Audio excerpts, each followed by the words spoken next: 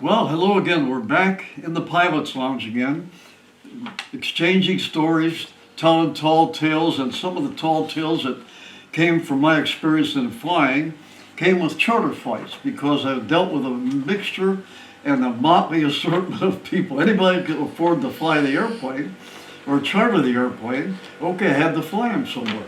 And that's just normal, doing business.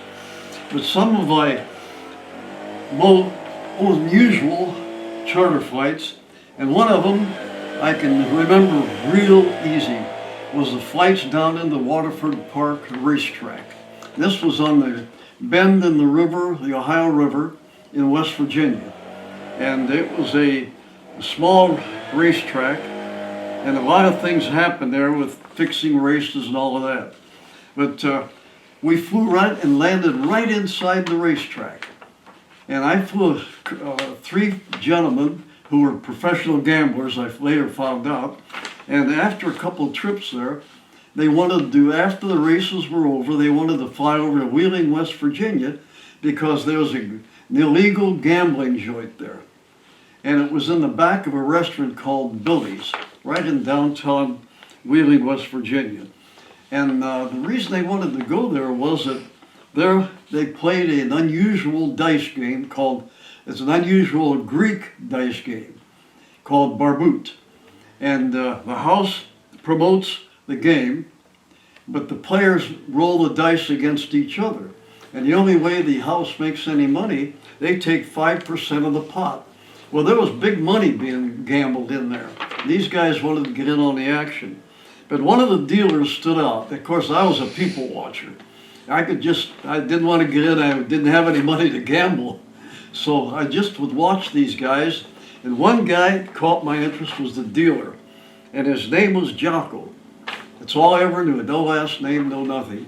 And he was a big guy with a big raspy whiskey and cigarette voice. And he would yell out, "Easy come, easy go," when he was dealing out on the dice deal. He would call out win. The people that thought the other guy would lose would put their money on the win. And the guys that wanted the other guy to lose, put their money on the other side. So he would count the money out. He ran the table. But he's always yelling. In fact, when we came in there one night, he yelled up, "Here we go again. We don't have enough goats down here in Wheeling. They gotta fly them in by airplane." Then he'd laugh. Well, he was also an addicted gambler. And there's nothing more sorrowful than an addicted gambler. Because these guys think that they follow this myth in gambling, that sooner or later, just right around the bend, they're going to hit that lucky streak, which will make them rich forever. Well, that was strictly a myth. Well, this guy, Jocko, thought of this. So he was a gambler. He worked the table during the day. Then at night, on his day off, he'd come down and gamble. And luckily, he had a girlfriend who supported him, because he'd gamble his paycheck. And he'd win a little one day, and then the next day he'd lose a little.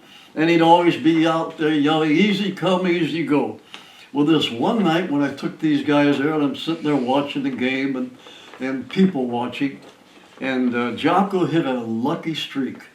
He couldn't lose. He's thrown the dice, and he was going wild. They were bringing him glasses of whiskey, and the drunker he got, the more he won. And he broke the table. All the players got away because they had no more money left to gamble. He had a pile of money in front of him. And the owner of the place, a guy by the name of Billy, he ran a fairly decent game. He didn't cheat anybody. Of course, he made enough money doing it the right way, but he still didn't want to see that pile of money go out the front door. So he says, "Hey, Jocko, how much you got there?" And Jocko says, "Probably 150,000 or more." And he says, "You want to borrow some?" Well, that made Billy mad. And so, because everybody laughed at Billy. So Billy says, "Hey, Jocko, are you a big gambler? You got lots of guts?" Jocko says, "Yeah, I'm a big gambler. I got lots of guts." "Well, let's see how much guts you got, Jocko." He says, "I'll bet you double or nothing on that pile of money you got." And Jocko's friends there said, "Don't do it, Jocko." He'd go, "Don't do it." They just gave him another glass of whiskey. Jocko says, "I'm a big gambler and I got big guts. He's okay, roll him." So they gave him the cup, and there were 2 dice in there. And so he rattled, threw the dice out, they bounced off the sideboard there, and Billy yelled, "Snake Eyes, you just cracked out Jocko," and Jocko couldn't believe it. He lost on the first roll. There went his streak of a lifetime. And it shocked him. He just was, and finally, he took another sip of the whiskey, and he staggered away and started yelling, "Easy come, easy go. Easy come, easy go." And he staggered out the door, still yelling, "Easy come, easy go." The next morning, 2 young boys were going through the park, shortcutting their way to school, and they found Jocko sitting against a tree, still mumbling, "Easy come, easy go." That's my unusual story for the times that's flying the people around. So really, I did get into a lot of people. Now, another one, this story came from World War II, and this is called the Judas Goat. And now you know who Judas was, all you people, everybody knows Judas, what he did. And the pilots named this maneuver the Judas Goat. And in England, during World War II, there were thousands of airplanes. And they were continually flying over to France and Germany to raid the German towns and French bases and all that. There were B-24s, B-17s, B-25, B-26s, fighter bombers, everybody going over across the English Channel. And it became a real mix-up and a mess because the bomber formations had to stop and the leader had to circle around until the other pilots, the other planes in their squadron and group caught up with them, because each group had a big circle on the tail with a number, like ours was Circle W. B-29s went out in the mission, all the Circle Ws when they got to Japan to try to get together because, especially in Germany, because there's such fighter opposition that they had to fly in a formation, because if you flew by yourself, you were gone. The German pilots would pick up right away and they'd all descend on one airplane and shoot it down. But when airplanes were the bombers, especially the slow airplanes, were flying in formation, they had tremendous firepower to throw at the attacking Germans. So the attacking Germans were very cautious. Well, this one time, then when the pilots took off and they're circling to find their own group because of these hundreds of airplanes. And several times it's over 500 airplanes. At one time going in to raid Germany, 500 B-24s and B-17 bombers. So they mixed up, it took a while, they had to circle, they wasted a lot of gas. Plus they got confused until they found the leader. And one guy came up with the idea, why don't we paint an old airplane, a snowball that they can't use anymore for bombing, paint it up with all kinds of colors. So they called that the Judas airplane. That airplane would go up and he would fly a certain direction, and then all the airplanes that belonged to his squadron and group would form up on him because they had to go into Germany in formation because each bomber had 10 guns on it. No, 20 guns, machine guns, and they had 6 or 7 gunners there. So with all that firepower, the Germans were very careful about whom they attacked. That was, then the lead airplane would lead them. Once they're formed up in a good formation, they're heading out. Well, imagine 500 to 800 airplanes in one small airspace trying to cross the English Channel to get to Germany or air bases German air bases in France. Well, this worked out very well, but then the pilots, in their grim humor, called the lead airplane, the one that was painted up and would lead them, they called it the Judas Goat. And it came from a lot of the pilots that were from the Midwest, especially the Chicago area, where they had the slaughterhouses. And to lure the cattle down the chute, they had a goat. And the goat, and they still do this today from what I understand, the goat would lead the cattle down the chute. The goat would then escape through a trapdoor, and the sheep, or not the sheep, but the cattle would go in and then into the slaughterhouse, and that was the end of them. So they called that the Judas goat. So here the pilots in their grim humor came up with these dazzling painted airplanes. They called them, the pilots, the Judas goats. That's one of the weird stories you hear from World War II. There are many, many more. And another charter, well, this was an experience I had. I had an old man come shuffling into my office, and business was bad, and he was extremely well dressed. And he had a soft southern accent. And he said, Mr. Stadvik. And I said, well, it's Ernie. Mr. is my father and my grandfather. He's okay. He says, I bought an airliner. And had a real nice southern drawl. And he said, I want you to fly it in here. I thought, oh boy. Because if he's got an airliner, he's either got a DC-3 airliner at that time or a C-45. It's a big airplane would have been DC-4. And I'd had experience in the C, because I owned the C-47, but the C-45 or the C-54, I'd never flown, but I had all the manuals for it. I thought, well, what I'll do is I can fly for C-54, I'll just read the manual. I'll get a co-pilot. And I thought, well, okay, the guy at the bar at the airport had a private pilot's license, and he'd like to go along as my co-pilot. I would just need a warm body in there in case the feds caught me flying that big airplane without having flown it before. Well, so I decided to do it at noontime, because that's when all the feds went to lunch, to the 2 and 3 hour lunches. And so you were safe while they're gone. And I asked him, where was the airplane? And he says, I accepted the deal without asking me what kind of airplane or whatever. And he handed me a roll of money as a down payment on it. And this is a lot of money.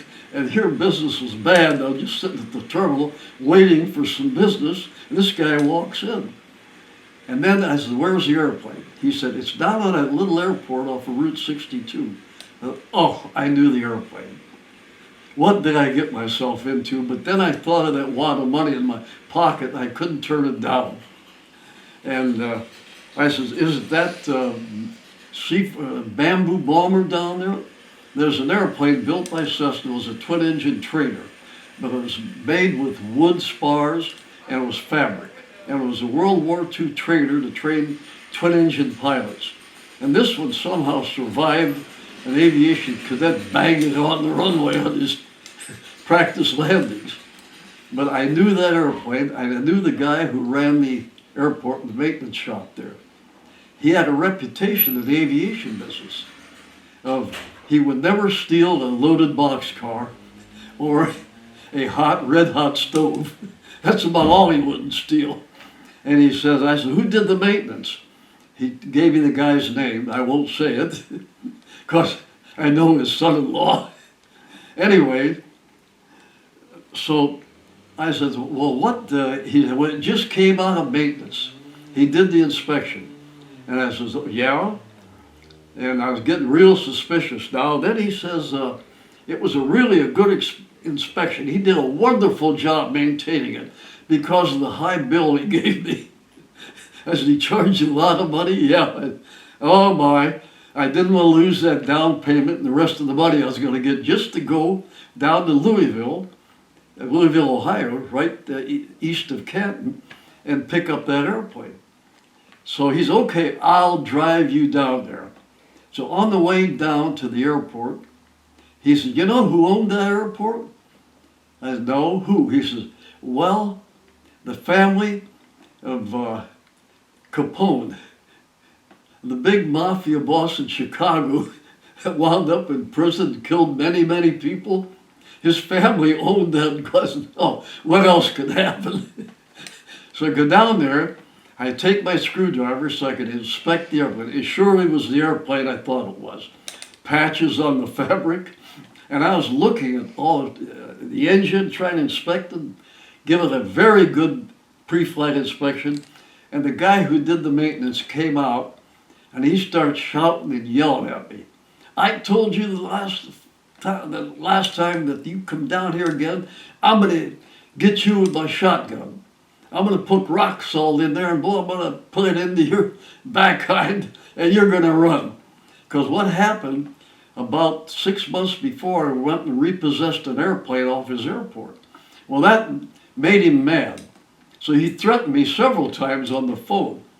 Anyway, I jumped in the airplane, slammed the door, started the engines, and I wheeled the airplane around, went to full power, held the brakes, and knocked him over. Knocked him into a ditch to shut him up. Then I went out to the runway, and it had been raining. So the only way I could make a good takeoff was to start, if the runway came this way, I would use a trick used by bush pilots up in the wilds, Canada, and up in Alaska. And here's the runway, here's the way you'd take off. So the bush pilot would start this way. And he'd pick up 5 to 7 miles an hour, then make a turn. So at 5 or 7 miles an hour, or even 10 miles an hour that he gained flying taxiing the opposite way, meant the fact that he could get off the ground then. So I did that. And I was roaring along, and oh boy, this is good. Next thing I hit a mud puddle. And I slowed down, I lost my 5 or 7 miles an hour. Then I look up, and there's high tension wires. And there are trees there. It's a building I could not go under, which I've done before when I was taking some freight out of a small airport. High tension wires, I just went under them. Now, of course, I didn't have the power to go over top of them. So I went under these high tension wires, and I said, wow, I don't know about this flight. So turned, headed toward Akron, got over Akron Canton Airport. And then I called them, told them I'm overflying, I'm going to Akron Beauty. They said, okay, but what's that smoke coming out of one of your engines? Oh, I said, well, I'll take a look. So I throttled the engine back, hit the fire extinguisher, and now I was about 7 miles from Akron Airport, so I decided to go on. Then what happened, I smelled smoke inside the cockpit. I looked over, and there's a big fuse box, and it had wing nuts on it, and one fuse had blown and was on fire inside that box. I went over, took the wing nuts, I threw it as fast as I could, and then I reached down, there's a pile of rags. Luckily, they were not oiled. If they were oiled, I'd have been a crispy critter. So I put that oiled rag onto the, so sure enough, I grabbed them, stuffed them into the box under this, where the circuit breaker, not circuit breaker, but the plug was burning. I put that out, closed the door, and I said, oh my, what else could happen? I thought, that's it. I landed at Akron, then I found out the trouble wasn't over with them, because when I put the tail wheel in an airplane like that, the twin-engine airplanes where the airplane sat on a tail wheel, you had to lock the tail wheel to land, because then when your speed slowed down and you land, the tail will start moving, and then you would take a scenic route down that runway, just spinning around. And I put that down, and the thing came off in my hand. So here I'm landing with no tail wheel lock. And when I hit the runway, and that airplane wanted to go back to the Akron airport, or wanted to go anywhere, and I kept busy just using the rotor pedals and swearing, and using the throttles to keep from what they called ground looping. Finally, I got the thing in, parked it, and said, that's it. And I collected the rest of my money. The guy really drove me back. And he was still talking about it, his airplane, his airliner. I said, sir, that's it. I will never fly that airplane again. But with Goodrich, I had to land the airplane at Goodrich. And went up to the gas pit, And the manager of Goodrich came out, and he's holding a cigarette lighter. And he said, "Get that thing away from my gas pit. I want to turn it on fire. I'm going to burn it up right now before you kill yourself in it." Because it was, the airplane was covered with fabric. And they also had the dope that held the fabric together was nitrate, which is highly explosive. And I learned in the military, because I had flying time in that kind of airplane, that when you have what they call a stack fire, where the engine backfires and the dripping gas caught on fire, you had 17 seconds to get out of that airplane. I don't know whoever timed it, but it happened so many times, guys would sit there and they'd be gone. The airplane would blow up. So he says, "Look, do me a favor, get away from here and let me burn it up now before you kill yourself." I said, "Jimmy, I'm never going to fly this thing again." So the owner ordered gas put into there, fill the tanks up. It cost him about $700 or $800 to fill the tanks up. He almost dropped his teeth when he got the bill for that. And I never heard back. I left there and I put that airplane out of my memory forever. Well, thank you. We're going to be back next week. I've got a lot more unusual stories for you. Things that happened to me, and of course the things I've heard in the pilot's lounge and other experiences. But I've just come up with one more.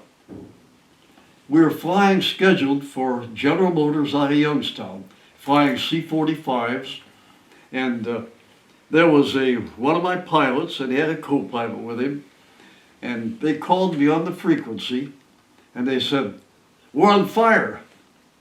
I said, "Where? What?" They said, "Well, it's burning underneath the instrument panel." I knew what happened. Mechanic had been working on the instruments, and he'd taken the wires and let them hang down instead of taping them off. As the airplane was going along, the wires were going into each other, sparking. So these guys thought they were on fire. So I told them, "Don't worry." I thought I'll kid around with them. I said, "Don't worry. You guys stay right there and I'm going to go for help." And when they landed, they came up, "Yeah, we're on fire. We're endangering our lives. You're out there being a funny guy telling us to wait there, I'll go for help." Well, thanks again, folks. We got lots more stories, so be back with us next week.